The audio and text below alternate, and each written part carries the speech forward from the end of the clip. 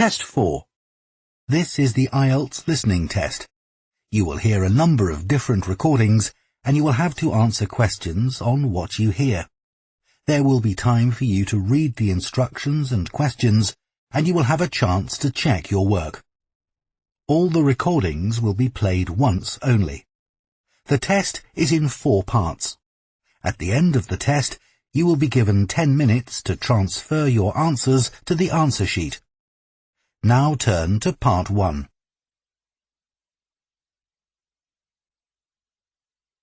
Part 1. You will hear a man phoning to inquire about a cleaning service for his apartment. First, you have some time to look at questions 1 to 5.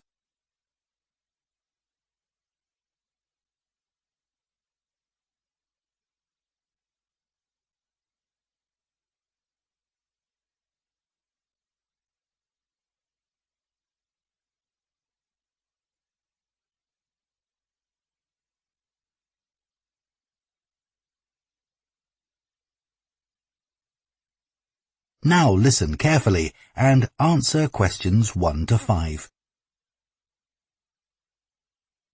Hello, Easy Life Cleaning Services, Jacinta speaking. Oh, hello. I'm looking for a cleaning service for my apartment. Do you do domestic cleaning? Sure. Well, it's just a 1-bedroom flat.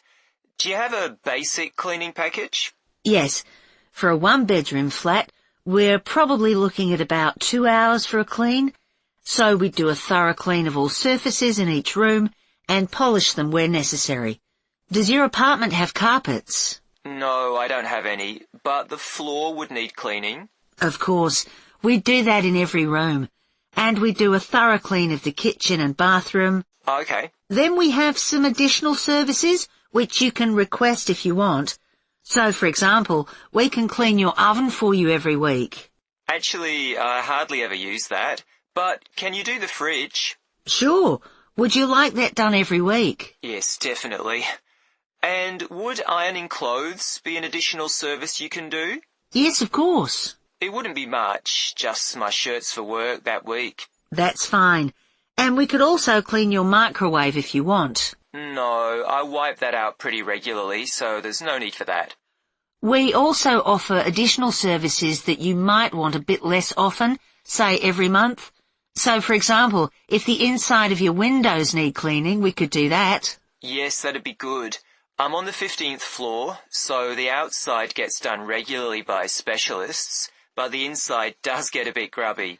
And we could arrange for your curtains to get cleaned if necessary. No, they're okay. But would you be able to do something about the balcony? It's quite small, and I don't use it much, but it could do with a wash every month or so. Yes, we can get the pressure washer onto that. Before you hear the rest of the conversation, you have some time to look at questions 6 to 10.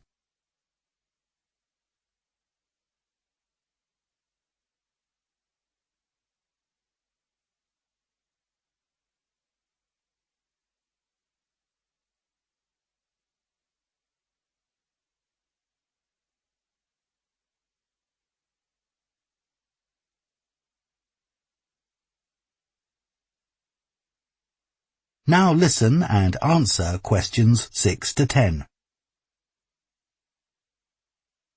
Now, if you're interested, we do offer some other possibilities to do with general maintenance. For example, if you have a problem with water and you need a plumber in a hurry, we can put you in touch with a reliable one who can come out straight away.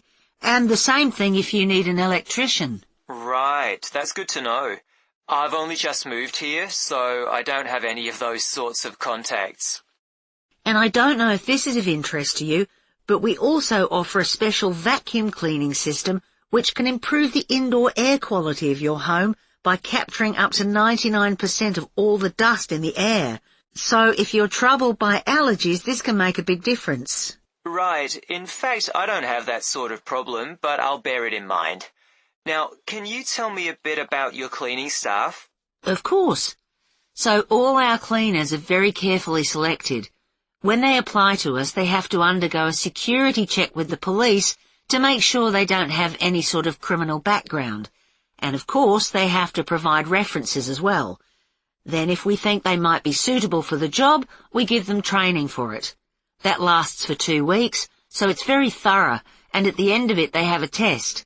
If they pass that, we take them on, but we monitor them very carefully.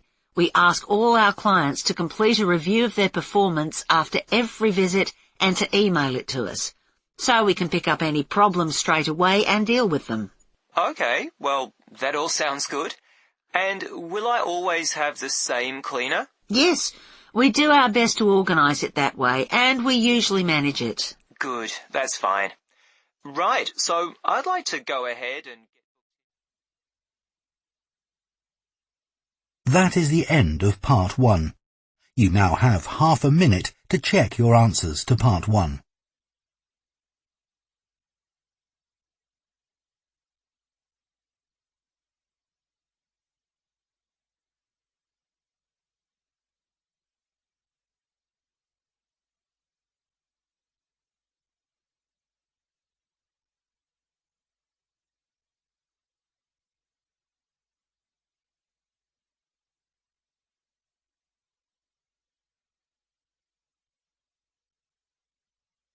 Part 2. You will hear a training manager giving a talk to a group of senior staff from a hotel chain about the problem of high staff turnover. First, you have some time to look at questions 11 to 14.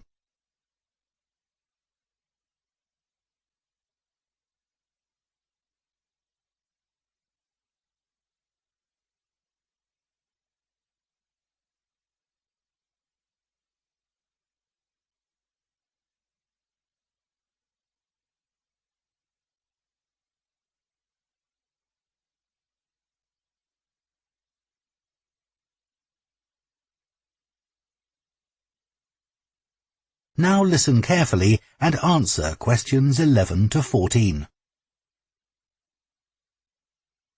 As many of you here today have worked in the hotel industry for some time, I'm sure you have experienced the problem of high staff turnover in your hotels. Every hotel relies on having loyal and experienced members of staff who make sure that everything runs smoothly. If staff are constantly changing, it can make life difficult for everyone. But why do staff leave frequently in many hotels? Of course, many hotel jobs, such as cleaning, are low-skilled and are not well paid. A lot of managers think it's this and the long hours that are the main causes of high staff turnover. But what they don't realize is that it's the lack of training in many hotel jobs which is a huge factor. So what kind of problems does a high turnover of staff cause? Well, having to recruit new staff all the time can be very time-consuming, and managers may have to cover some duties while waiting for new staff to arrive. This means they don't have time to think about less immediate problems, such as how to improve their service. When staff leave, it can also severely affect the colleagues they leave behind. It has a negative effect on remaining staff, who may start to feel that they too should be thinking about leaving. So what can be done to change this situation? Firstly, managers should stop making basic errors which leave their staff feeling upset and resentful. When organizing shifts, for example, make sure you never give certain staff preferential treatment. All staff should be given some choice about when they work, and everyone should have to work some evening and weekend shifts. If you treat staff fairly, they'll be more likely to step in and help when extra staff are needed. Keeping staff happy has other tangible benefits for the business. Take the Dunwich Hotel as an example. It had been experiencing a problem with staff complaints, and in order to deal with this, invested in staff training and improved staff conditions. Not only did the level of complaints fall, but they also noticed a significant increase in the amount each customer spent during their stay. They have now introduced a customer loyalty scheme, which is going really well. Before you hear the rest of the talk, you have some time to look at questions 15 to 20.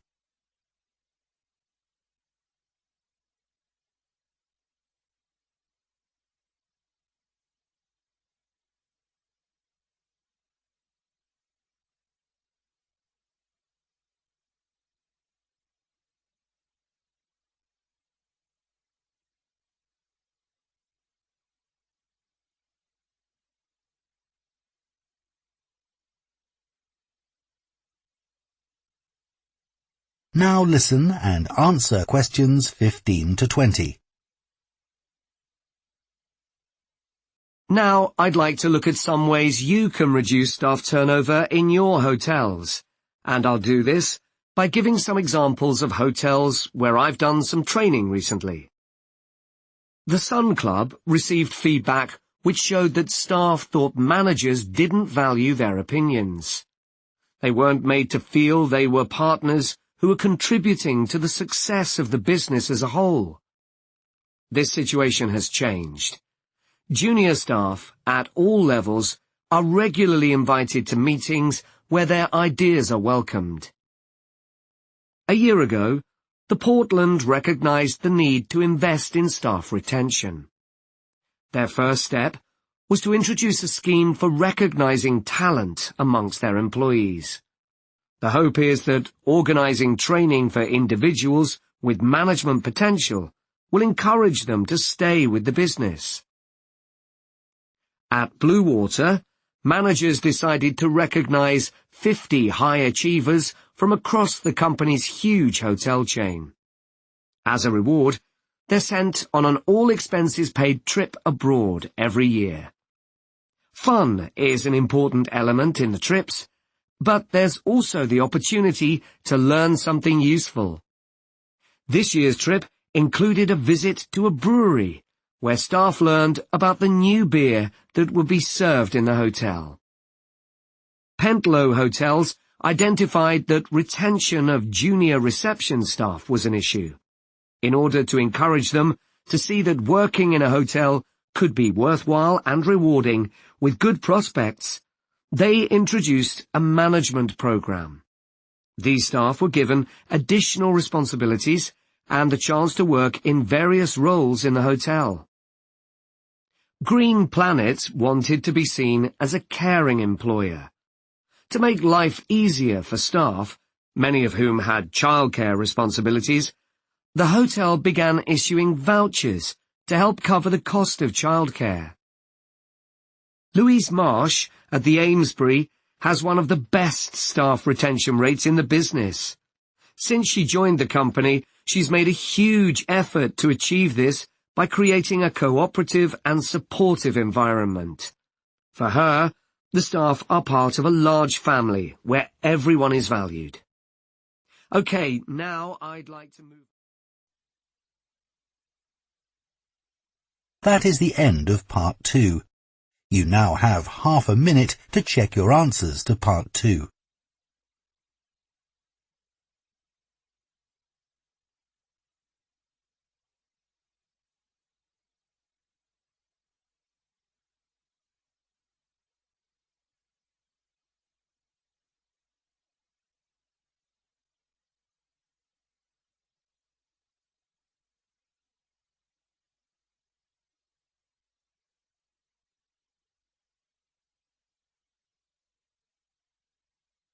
Part 3. You will hear two students called Jean and Thomas discussing their sports science course. First, you have some time to look at questions 21 to 24.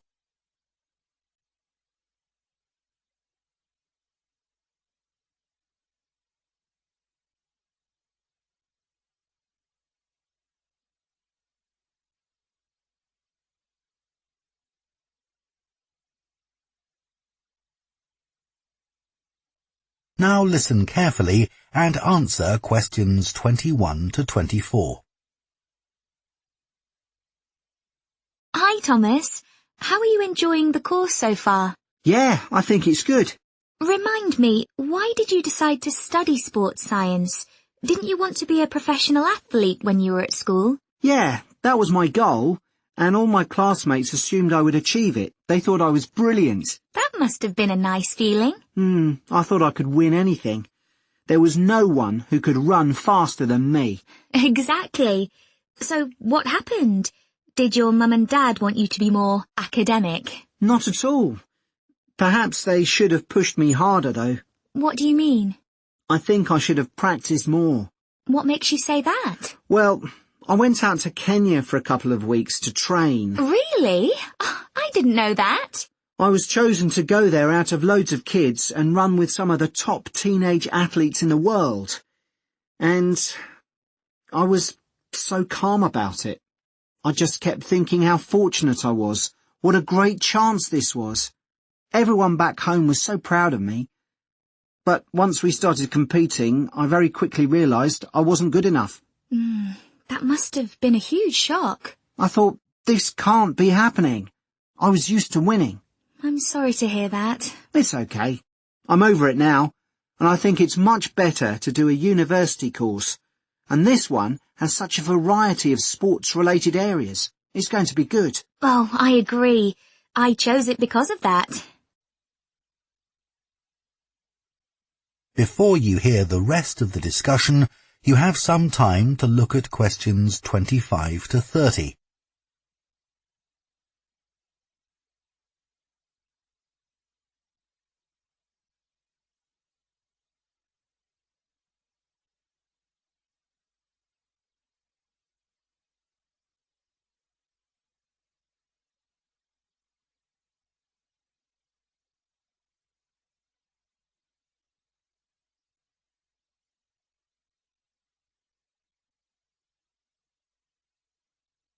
Now listen and answer questions 25 to 30.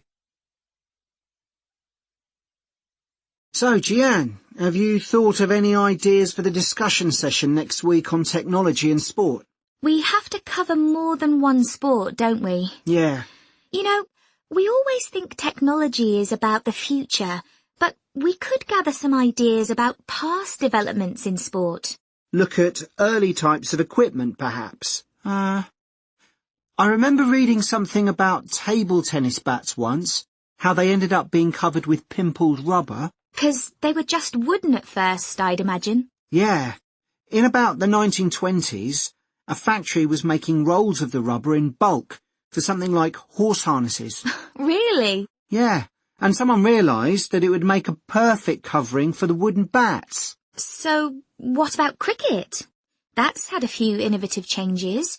Maybe the pads they wear on their legs? I don't think they've changed much, but I'm just looking on the internet. And it says that when the first cricket helmet came in 1978, the Australian batsman who first wore it was booed and jeered by people watching because it was so ugly. Wow! Players have to protect themselves from getting hurt. I mean, everyone wears one now. Unlike the cycle helmet. Well, unless you're a professional. But you're right, many ordinary bikers don't wear a helmet. Hey, look at these pictures of original helmet designs. This one looks like an upside-down bowl. Yet the woman's laughing. She's so proud to be wearing it. It says serious cyclists ended up with wet hair from all the hard exercise. I guess that's why they have large air vents in them now, so that the skin can breathe more easily. OK, so we've done helmets. What about golf balls? Or better still, golf clubs. They've changed a lot. Yeah. I remember my great-grandfather telling me that because a club was made entirely of wood, it would easily break and players had to get another. There's no wood at all in them now, is there? No, they're much more powerful. The same must be true of hockey sticks.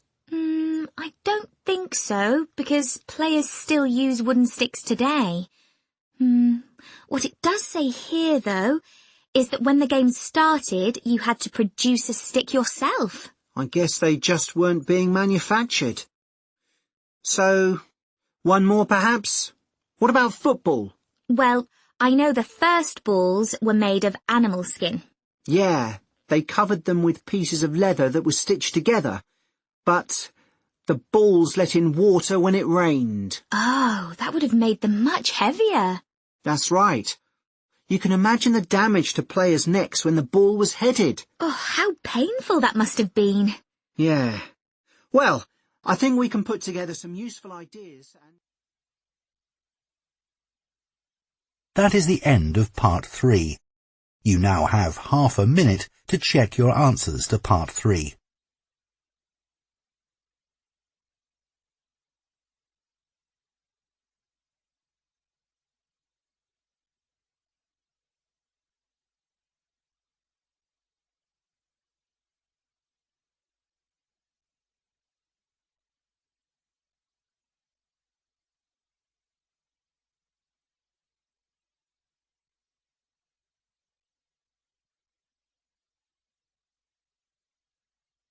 Part 4. You will hear a presentation by a food science student about the production of maple syrup. First, you have some time to look at questions 31 to 40.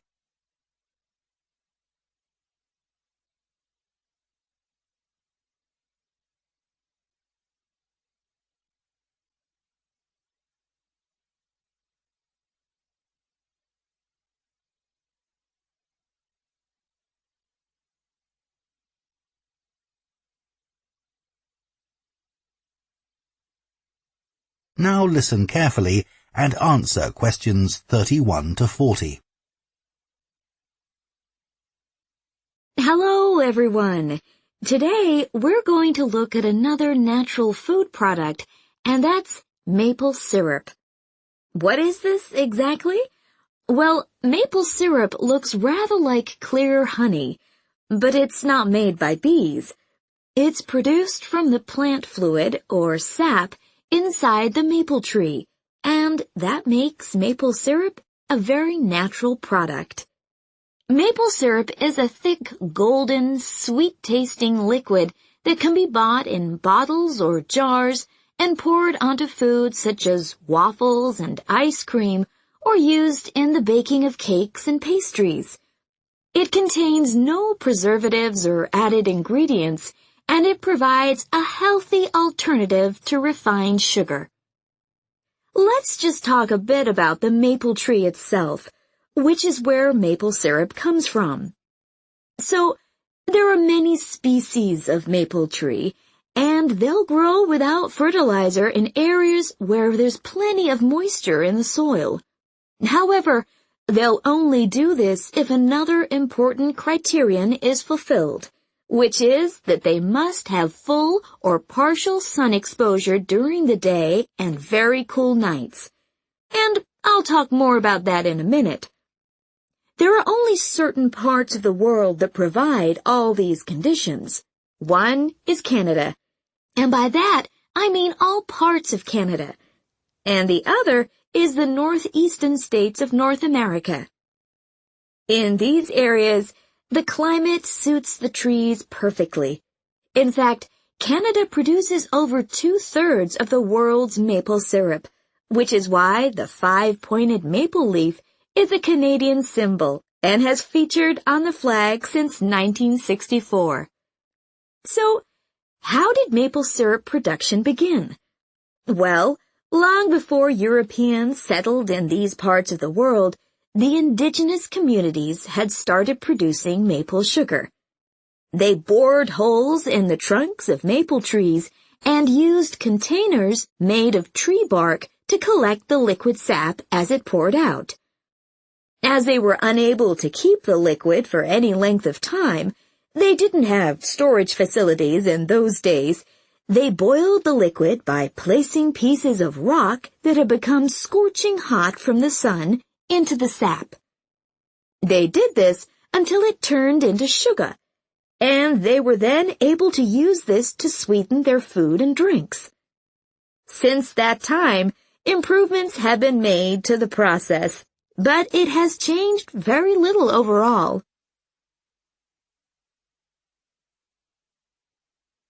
So, Let's look at the production of maple syrup today. Clearly, the maple forests are a valuable resource in many Canadian and North American communities. The trees have to be well looked after, and they cannot be used to make syrup until the trunks reach a diameter of around 25 centimeters. This can take anything up to 40 years. As I've already mentioned, maple trees need the right conditions to grow and also to produce sap. Why is this? Well, what happens is that during a cold night, the tree absorbs water from the soil, and that rises through the tree's vascular system. But then, in the warmer daytime, the change in temperature causes the water to be pushed back down to the bottom of the tree. This continual movement, up and down, leads to the formation of the sap needed for maple syrup production. When the tree is ready, it can be tapped, and this involves drilling a small hole into the trunk and inserting a tube into it that ends in a bucket. The trees can often take several taps, though the workers take care not to cause any damage to the healthy growth of the tree itself. The sap that comes out of the trees consists of 98% water and 2% sugar and other nutrients. It has to be boiled so that much of that water evaporates, and this process has to take place immediately using what are called evaporators. These are basically extremely large pans. The sap is poured into these. A fire is built, and the pans are then heated until the sap boils. As it does this, the water evaporates and the syrup begins to form. The evaporation process creates large quantities of steam, and the sap becomes thicker and denser, and at just the right moment, when the sap is thick enough to be called maple syrup, the worker removes it from the heat. After this process, something called sugar sand has to be filtered out, as this builds up during the boiling and gives the syrup a cloudy appearance and a slightly gritty taste. Once this has been done, the syrup is ready to be packaged so that it can be used for a whole variety of products. It takes 40 liters of sap to produce 1 liter of maple syrup, so you can get an idea of how much is needed.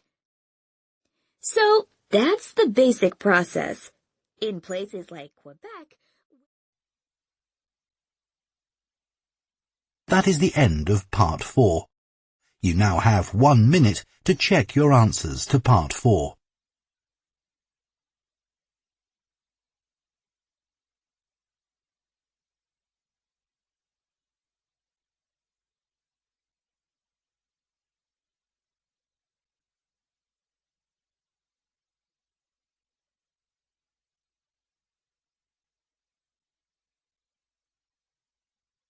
That is the end of the listening test. In the IELTS test, you would now have 10 minutes to transfer your answers to the answer sheet.